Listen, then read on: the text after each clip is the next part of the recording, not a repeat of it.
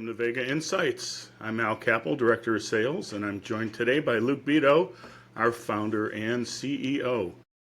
As you know, Luke, there's a lot of radiology AI developers out there working hard to deliver tools that enhance diagnostic accuracy, streamline workflows, and support clinicians in making faster, more informed decisions.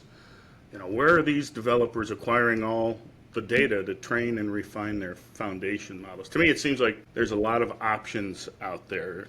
Can you provide some insights into this? Yeah, certainly. I think you can pretty much classify it on three different types of places to get the data. One would be the open source market on the internet. There are numerous data sets that are made available for free online. So that'd be one place to look. Working out contracts with imaging facilities, hospitals, imaging centers, and so forth would be another path to acquire the data. And then working with data providers such as Vega to get the data through a type of middleman resource. So if we dig into those three options, start with the open source market. The main thing you have to realize is that while this might be the most cost-effective way, especially if you can get the data for free, there are some drawbacks in this to be aware of. First of all, there could be some pretty strict license restrictions against unauthorized use of that data. So every data set you see that's posted online, you'll want to start right away by looking at the license restrictions and determine if it fits the model for what you're trying to use the data for. Many of those license arrangements would prevent the use of the data for commercial use without written consent, and typically if the provider of that data set is going to consent for the data to be used for commercial purposes, they're going to want something in return for that.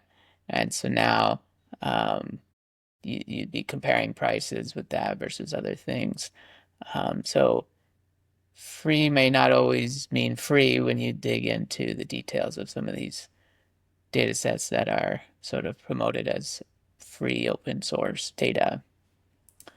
Right. Yeah, there's always a price with free. Yeah, there's always a price. And then another thing is I find the best way for AI developers to work is to not start with what data is available and we'll build something around that, but rather creatively thinking about the design of your solution and then determining what data you need to achieve the goals of your design. And so if you start with your design and identify the data you need, it's going to be tough to find that data. This, you know, happening to already be available in a like pre-curated open source form. So that can be a challenge with the open source. It's kind of a get what you get model. Yeah. It's not tailored to your needs specifically, and so you may not be able to find exactly what you're looking for there. Another challenge with the open source type of data is you don't always have a contract with the source of that data. You may not even be aware of the actual source, and that can be a problem from a regulatory standpoint.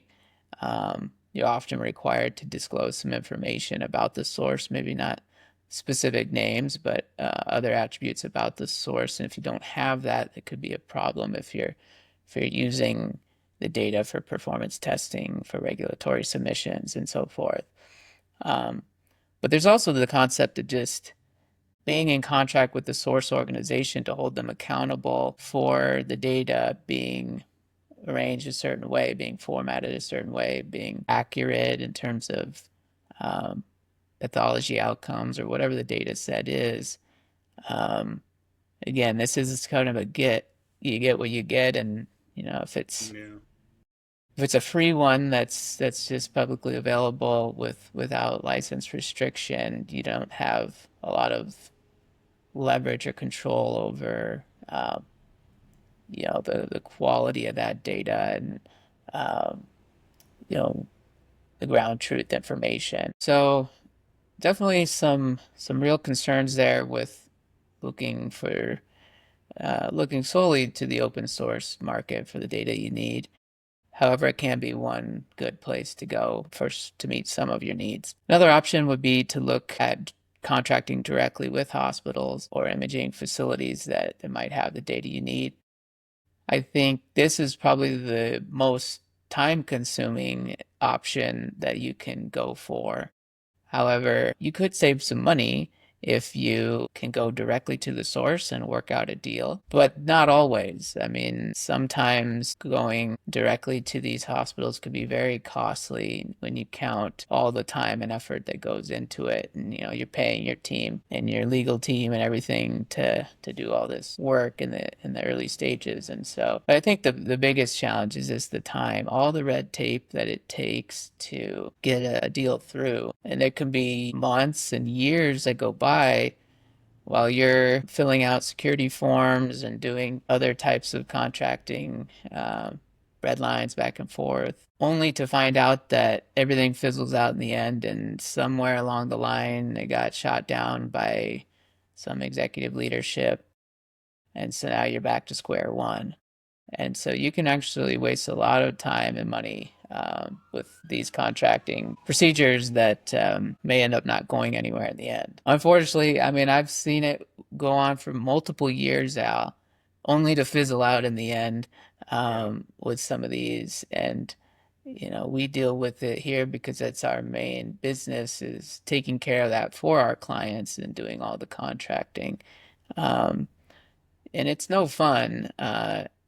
Especially when you put a lot of time and effort and then it doesn't pan out in the end due to reasons that are completely outside of your control. Yeah, Um, exactly. so it can be, not just costly, but very frustrating. And then even if you get through all the contracting red tape, with contracting, you often have the actual business contract, and then there's a whole IRB review process, and that's sort of a different animal. Getting through the IRB reviews, typically there's a lot of back and forth on the study protocol and the science behind what's being requested, and sometimes there can be issues with whether or not you want to disclose all the information about what you're trying to do to the hospital that you're working with. So that's another part of the red tape you got to get through. Um, and that doesn't always go as planned. And even if you get through all that and you get into the phase of ready to start processing data, you have to ask yourself, well, who's going to be doing the data processing? These hospitals, a lot of them, they're in the business, the radiology department staff, they're in the business of patient care and running studies through the workflow, not, creating de-identified data sets. Now, some of them will have research departments, but even there, they may not be equipped to process the data at scale, or um, maybe working with imaging data isn't their forte. And so it could end up putting a lot of liability and work effort on your hands as the AI developer. And that can be a scary thing if if your team doesn't have the expertise in curating data. It's much more complicated than you might expect. I think we talked about that on one of our previous episodes, Yeah. all of the complexity there. And not just complexity from a technical perspective, it adds a lot of complexity to your own liability and insurance situation and everything. I mean, most of these AI developers will have insurance policies. Have they disclosed to their insurance providers that they're now in the business of de-identifying data and validating it and taking on that risk of data breaches and so forth? So then you're forced with deciding, do we want to expand out our insurance policies and get a multi-million-dollar cyber insurance policy that's going to cover us for this type of work? I think sometimes it's just not thought all the way through on what this is going to look like to just go directly to the hospital or imaging facility to get the data. I think both sides are not really equipped oftentimes to do it, both from a technical standpoint and from a business standpoint, they're just not designed for that.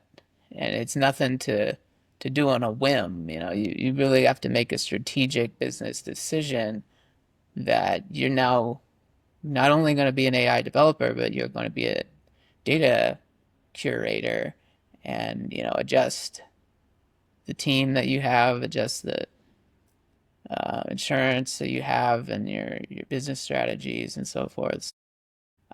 There's a lot that needs to be considered if you're going to try to go directly to those hospitals and try to get data. Which brings us to the other model, which is working with a data provider such as Vega. And this model, it may not be the most cost-effective model. There are costs involved with working with a professional agency that specializes in this, and you need to budget for that and kind of design your whole strategy around what the costs will be to get high quality data delivered within the timeline that you're looking for. And if you can do that, there'll be a lot of benefits that you'll be able to enjoy. So first would be, I think working with the data providers is going to be the fastest route to getting the data you need. Unless your data needs are very generic and happen to match something that's already available for free with unrestricted license online. I think going with the data provider is going to be the fastest way to get that data. But not all data providers are the same. Some have built a reputation for reliability and standing behind their commitments to their timelines, and others haven't been able to follow through with those promises. So I think with Vega, we've certainly made a name for ourselves with being trustworthy and standing behind the timelines that we commit to. And so finding the right data provider is very important. I think it's good to shop around, look at some of the data providers that are out there, ask for information about their processes and previous successes and so forth. And if you're not happy with the data provider you've been using, it does make sense. Be aware that there's other options out there and try to find one that does meet your needs. Yeah. And, pretty much all the stuff I mentioned with going directly to the hospital goes away. All the liability and the work around trying to contract and then do the data processing is all fully managed experience when you work with the data providers. Your main role is to just document your data requirements. Then you wait for the data to be curated, and then you'll be working on performing the acceptance validation work to make sure that you got what you paid for. And so I think it greatly reduces the amount of time and effort involved in getting the data. There will be a cost that needs to be budgeted for if you're going to go this route. And the last thing I'll say about working with data providers is it can open up opportunities to acquire data that really wouldn't be possible any other way. For instance, with Vega, we have over 600 imaging facilities that we source from. And many times we have to combine data from lots of them to meet the needs of the data spec. And so it just wouldn't be feasible for an AI developer to try to get into direct contracts with 20, 30, 40 facilities simultaneously. You'd never get there, and it would end up costing you way more than to just work with the data provider. It's already got all those contracts in place and the deployments of the data processing tools and everything. Can be a great way to get hard to find data from device manufacturers or models that are hard to find, or minority races and ethnicities and so forth, or just getting the data at scale that you're looking for. Another example is Vega has access to more breast imaging cancer cases than any other data provider or any one given hospital.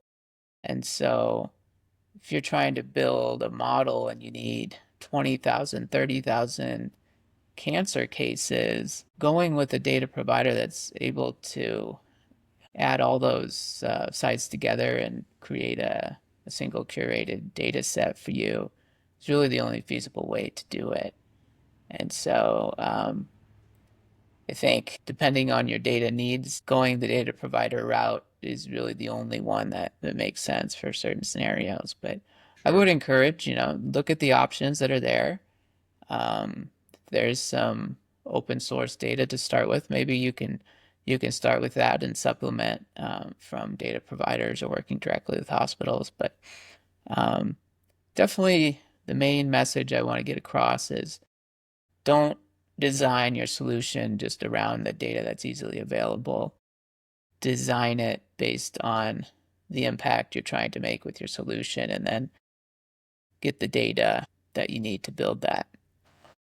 Yeah, sure, sure. Yeah, I mean, I think what I'm hearing from you is if you're out looking to acquire data and build your foundation platform, is make sure to find, a good balance of pricing and quality from your data provider.